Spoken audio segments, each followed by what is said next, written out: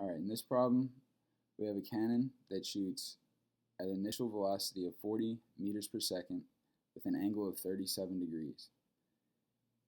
It says that it's 7 meters above the ground, and for the first part of the problem, it asks us to find the max height. So the first thing we do is make a drawing of a right triangle using the 40 meters per second and the 37 degrees to find our initial velocity in the x and y.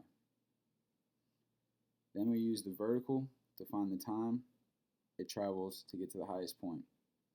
So we use the VF equals VI plus AT. We know that our VF is 0 because at its highest point, the velocity is 0 right before it comes down.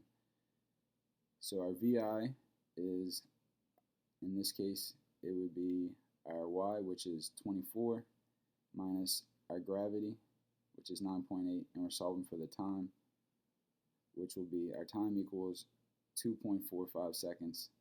So that's saying that the ball will travel 2.45 seconds to get to the highest point.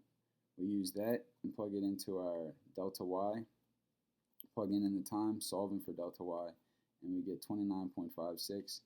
And then we have to add the 7 meters that the ball is above the ground, or the cannon is above the ground. So that gives us the ball at the highest point is 36.56 meters. For the second part of the problem, it asks us to find the distance traveled.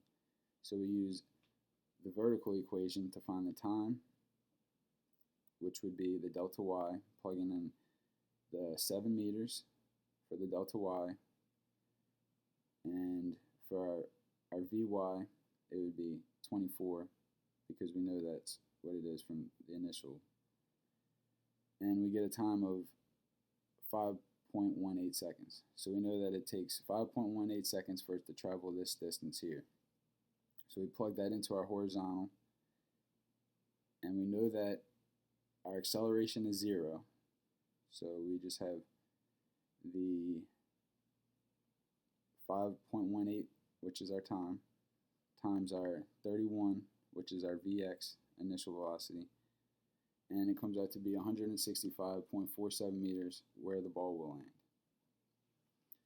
So that's our second problem. And then for the third part of it, it asks us to find the x and y components, or the velocity of the velocity before it lands. So we go back to this part of our problem, and for the x direction, we know that once again the acceleration is 0, so we just use what we already know, and it's 31.945 in the x direction.